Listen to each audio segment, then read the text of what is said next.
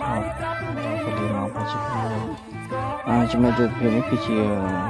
ទន្លេអុំចឹងនេះក៏កំពុងតែធ្វើការជួសឆាយអភិវឌ្ឍសូមខ្ញុំថាថ្ងៃខាងមុខទៅមានការវត្តបានល្អជាទូទៅកន្លែងនេះគឺជាកន្លែងសម្រាប់គេអុំទូកបណ្ណាំងទូកស្មៃដើមការធ្វើពិធីអុំទូកឬក៏ពិធីគេថាទន្លេអុំឬក៏ទន្លេសម្រាប់អុំទូកមួយទៀតគឺជាទន្លេស័ក្តិសិទ្ធិអាចទឹកហ្នឹងធ្វើជាទន្លេធ្វើជាទឹកស័ក្តិសិទ្ធិរបស់ព្រហ្មញ្ញសាសនាសម្រាប់មួយទៀតក៏ជាកន្លែងកំពង់ផែទូកនានាមកជួបជុំគ្នាតំណឹងគឺវាឡើងតាមខ្សែទឹកពីសែនព្រាមឡើងមកសែនវាំង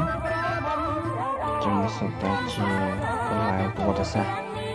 របស់បងប្អូនត្រូវសិក្សាបន្ថែម